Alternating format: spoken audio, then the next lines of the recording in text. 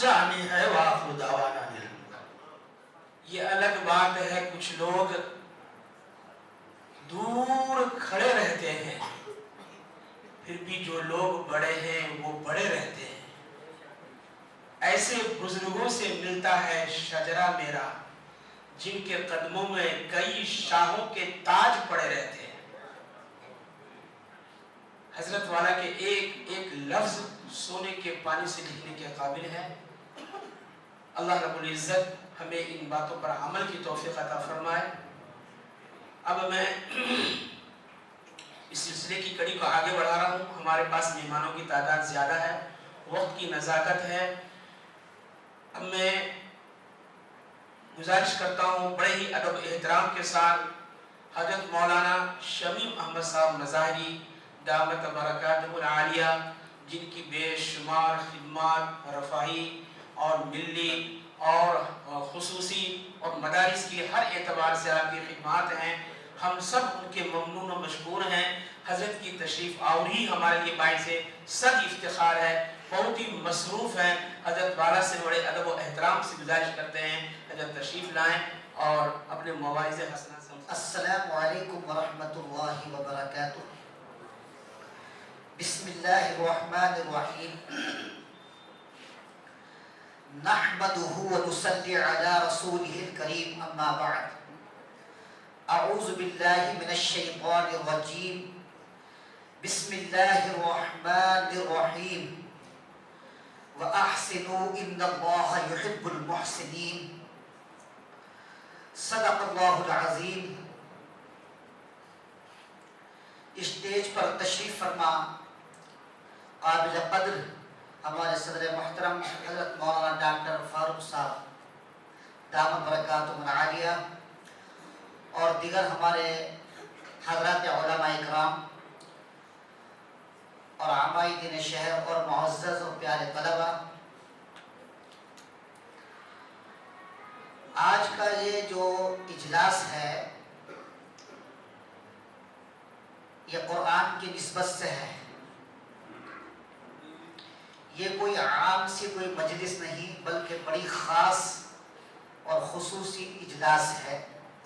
اس میں آپ حضرات کی شرکت یہ باعث برکت اور آپ ہم سب کے لیے باعث رحمت بھی ہے۔ اللہ ہم سب کی یہاں جمع ہونے کو قبول فرمائے۔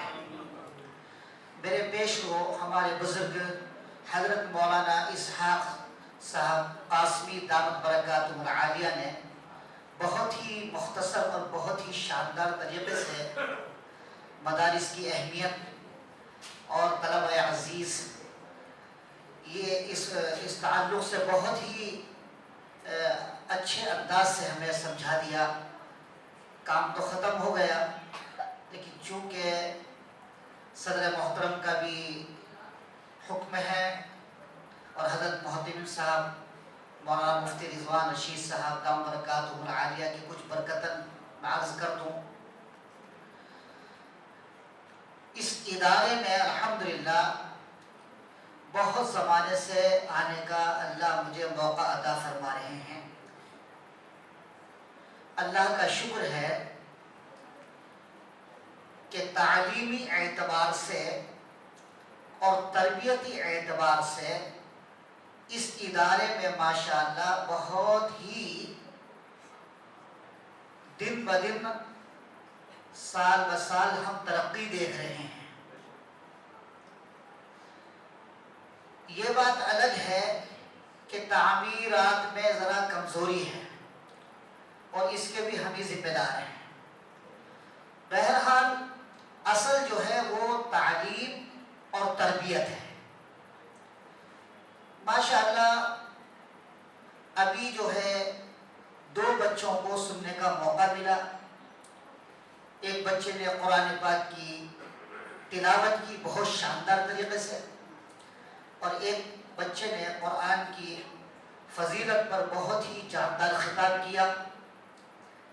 واقعی یہ اس ادارے کی کامیابی اور آپ سب کی دعاؤں کی برکتیں ہیں۔ اللہ اس ادارے کو دن دوگنی رات چوگنی خود ترقی عطا فرمائے۔ میں نے ایک چھوٹی سی آیت پڑھی، حضرت حکیم شاہ محمد اشرف علی تھانوی رحمۃ اللہ علیہ نے اس کا ترجمہ اس طرح سے کیا ہے کہ اچھی طرح سے کام کیا کرو، اچھی طرح کام کیا کرو۔ اچھی طرح کام کرنے والوں کو اللہ پسند فرماتے ہیں، اللہ محبت کرتے ہیں۔ اصل میں کیا ہے، دنیاوی کام ہو یا دینی کام ہو، کاموں میں جو ہے حسن ہونا چاہیے، خوبصورتی ہونی چاہیے، تو وہ کام ماشاءاللہ اچھا بھی لگتا ہے، اس میں برکت بھی پیدا ہوتی ہے۔ جیسے میں نے ابھی کہا کہ تعلیمی اعتبار سے اور تربیتی اعتبار سے اس ادارے میں ماشاءاللہ حسن میں اضافہ ہو رہا ہے، اور یہ اس ادارے کی کامیابی کی ضمانت ہے۔ اسلام میں ہر کام میں خوبصورتی کو، حسن کو پسند کیا گیا ہے۔ بڑی مشہور حدیث ہے، حضرت معاذ بن جبل رضی اللہ تعالی عنہ ایک موقع پر رسول اللہ صلی اللہ علیہ وسلم نے ارشاد فرمایا، اے معاذ، آپ نے بلکہ قسم کھا کر کہا کہ میں اللہ کی قسم کھا کر کہتا ہوں، اے معاذ، ہمیں آپ سے محبت ہے، تم سے بہت محبت ہے۔ تو یہ کوئی معمولی بات نہیں، یہ بہت بڑی ایک سند تھی۔ حضرت معاذ رضی اللہ تعالیٰ عنہ کو اللہ کے نبی نے کہا کہ ہم تم سے بہت محبت کرتے ہیں۔ حضرت معاذ رضی اللہ تعالیٰ عنہ نے اس کے جواب میں ارشاد فرمایا، فداک ابی و امی۔ حضرت صحابہ کا ایک منفرد انداز تھا کہ وہ رسول اللہ صلی اللہ علیہ وسلم کے سوال کے جواب میں اس طرح سے وہ اپنی بات کو پیش کرتے۔ تو حضرت معاذ رضی اللہ تعالیٰ عنہ نے فرمایا کہ یا رسول اللہ، مجھے بھی آپ سے بہت محبت ہے۔ بہرحال اس کے بعد مختصر اللہ کے نبی نے ارشاد فرمایا، اے معاذ، تم ہر فرض نماز کے بعد یہ دعا پڑھ لیا کرو۔ بڑی مشہور دعا ہے، ہماری مسجدوں میں ہر امام الحمدللہ یہ دعا پڑھتا ہے اور قریب قریب سب کو یاد بھی ہے۔ ارشاد فرمایا کہ یہ دعا پڑھ لیا کرو، اللہم اعنی علی ذکرک و شکرک و حسن عبادتک۔ یہ میں اس لیے سنا رہا ہوں کہ اللہ کے نبی نے حضرت معاذ کو یہ دعا سکھا کر، عبادت بھی اگر آپ کر رہے ہیں تو اس میں بھی اللہ سے آپ یہ کہیں کہ یا اللہ اس عبادت کا حسن مجھے عطا فرما۔ آپ اللہ کا ذکر بھی کر رہے ہیں تو آپ اللہ سے کہ یا اللہ میری مدد فرما کہ میں آپ کے ذکر کو اچھے طریقے سے کر سکوں۔ تو الحمدللہ ہمارے اداروں میں شکر الحمدللہ بچوں کی جو تعلیم ہو رہی اس میں خوبصورتی حسن پیدا ہو رہا ہے۔ دن بدن ماشاءاللہ بہت اچھے ہمارے جو طلبہ ہیں اداروں میں بہت شاندار طریقے سے قرآن پڑھ رہے ہیں۔ ایک زمانہ وہ تھا جس کو ہم نے بھی دیکھا کہ یہاں اچھے قرآن پڑھنے والے ملنا بہت مشکل تھے۔ بعض مساجدوں میں ایسے امام تھے کہ جن کو سورہ فاتحہ بھی صحیح سے نہیں آتی تھی۔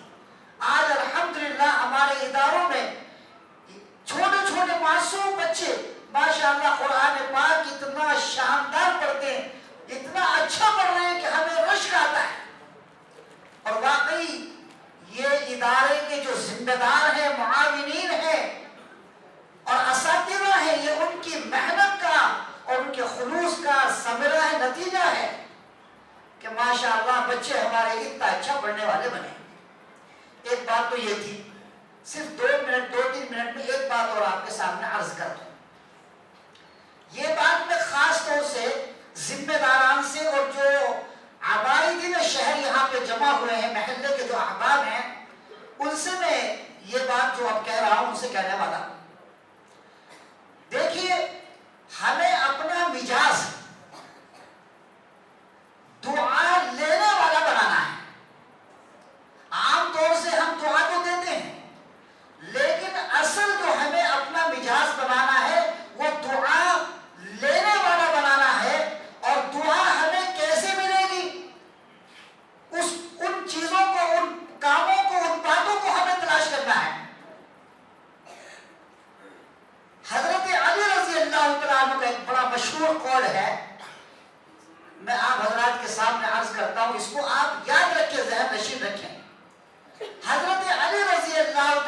فرماتے ہیں کہ اگر آپ کو اندر سے کبھی خوشی محسوس ہو رہی ہے، آپ کا من خوش ہو رہا ہے، آپ اپنے اندر ایک سرور کی کیفیت محسوس کر رہے ہیں، اور انسان کی زندگی میں کبھی کبھی ایسا ہوتا ہے کہ آدمی کبھی کبھی اتنے اچھے موڈ میں ہوتا ہے، تھوڑی دیر کے لیے دنیا کی ساری چیزوں کو بھول جاتا ہے اور اپنے اندر ایک خوشی محسوس کرتا ہے۔ ایسا لمحہ، ایسا پل ہر انسان کی زندگی میں آتا ہے۔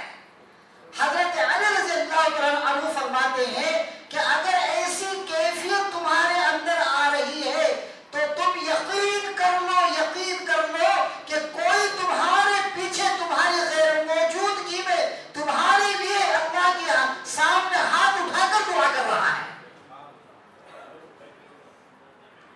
آپ کو پتا بھی نہیں، لیکن آپ نے اپنی زندگی میں کسی کے ساتھ ایسا کام کیا، ایسا کسی کو نفع پہنچایا، کسی کے کام آئے، کسی کے ساتھ احسان کیا کہ وہ اس آپ کی اس احسان کو یاد کر کے، اور کبھی اللہ کا فضل ایسا ہوا کہ وہ حرم شریف پہنچ گیا تو وہ کعبے کے سامنے بھی کھڑے ہو کر تمہارے واسطے دعا کر رہا ہے، تمہیں پتا بھی نہیں، یہ اس دعا کا نتیجہ ہے۔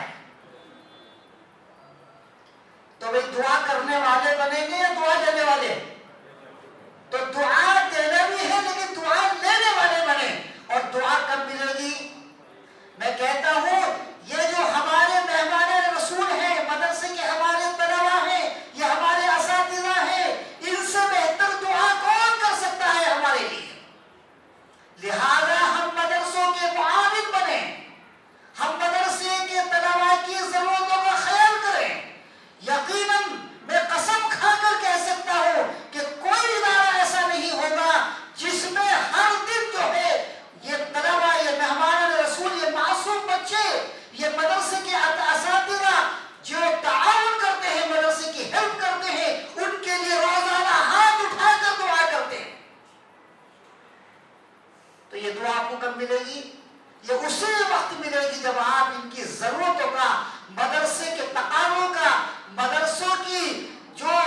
مدرسوں میں جو بھی مسئلے ہیں اس کا خیال کریں گے، اس کو پورا کریں گے۔ یقیناً آپ کو یہ دعائیں انشاءاللہ جب تک آپ دنیا میں ہیں تب بھی ملتی رہیں گی، دنیا سے جانے کے بعد بھی ملے گی۔ تو کریں گے میں انشاءاللہ؟ تو میں یہ عرض کر رہا تھا کہ ماشاءاللہ تعلیمی اعتبار سے، تربیتی اعتبار سے اس ادارے میں ہم سال ہر سال سے آ رہے ہیں، دن بدن ماشاءاللہ ترقی ہو رہی ہے اور کامیاب ہو رہے ہیں طلباء، لیکن تعمیرات میں بہت پیچھے ہے۔ اس لیے میں ہمیشہ دیکھتا ہوں، خاص طور سے ہمارے جو محترم صاحب ہیں، میں ان کی تعریف کر کے ان کو خوش کرنا نہیں چاہتا، لیکن حقیقت یہ ہے کہ واقعی اس سادگی پہ کون نہ مر جائے۔ اے خدا، لڑتے ہیں مگر ہاتھ میں تلوار تک نہیں، یہ میں سمجھتا ہوں شہر کے میری نظر میں سب سے سیدھے سادے محترم ہیں۔ بنیں گے یا دعا لینے والے؟ تو دعا دینا بھی ہے لیکن دعا لینے والے بنے۔ اور دعا کب ملے گی؟ میں کہتا ہوں یہ جو ہمارے مہمان رسول ہیں، مدرسے کے ہمارے طلباء ہیں، یہ ہمارے اساتذہ ہیں، ان سے بہتر دعا کون کر سکتا ہے ہمارے لیے؟ میں دعا کرتا ہوں آج کے اجلاس کو اللہ قبول فرمائے، اور اس وقت میں نے جو آپ کا وقت دے دیا میں معافی چاہتا ہوں۔ آخر دعوانا ان الحمدللہ رب العالمین۔